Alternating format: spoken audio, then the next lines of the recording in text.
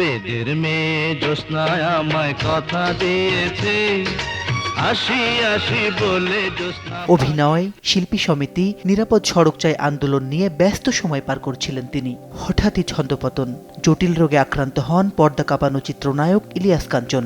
এরপর বিলেত যাত্রা, দীর্ঘ সময় হাসপাতালের বিছানায়। একটু ভালো হতেই ফিরেছিলেন শেকড়ের টানে, চেয়েছিলেন জটিল চিকিৎসার দ্বিতীয় ধাপ শুরু হবার আগে একটু প্রাণের স্পন্দন। কয়েকটি দিন কাটিয়ে গেলেন প্রিয় মানুষ, প্রিয় চলচ্চিত্র পরিবারের সঙ্গে। ভেঙে না পড়তে, আনন্দে বাঁচতে তার যে মনোবল, তা নতুন করে আকৃষ্ট করেছে ভক্তদের। আমি তোমার প্রেমে খুঁজে পেয়েছি।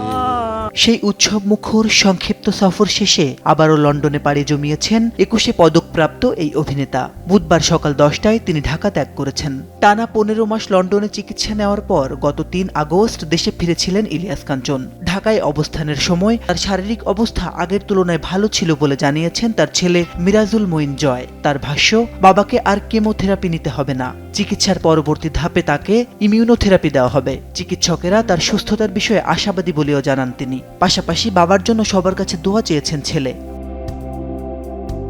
এদিকে লন্ডনে ফেরার আগের রাতে ইলিয়াস কাঞ্চনের সঙ্গে দীর্ঘ সময় কথা হয় নিরাপদ সড়ক চাই আন্দোলনের ভাইস চেয়ারম্যান লিটন এরশাদের। প্রায় 5 ঘন্টার সে আলাপে নিজের সুস্থতার জন্য সবার কাছে দোয়া চেয়েছেন এই অভিনেতা। একই সঙ্গে নিজের প্রতিষ্ঠিত সংগঠন নিরাপদ সড়ক চাইকে আরও এগিয়ে নিতে সবাইকে একসঙ্গে কাজ করার আহ্বান জানিয়েছেন তিনি। সংগঠনটিকে আরও শক্ত অবস্থানে দেখতে চান বলেও জানান তিনি।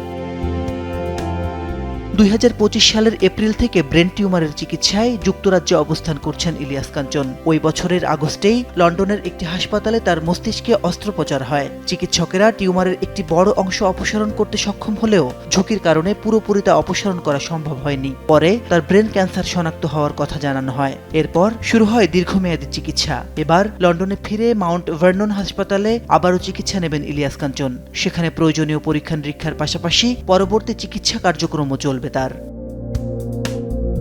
মাসিদ রানো, সময় সংবাদ, ঢাকা।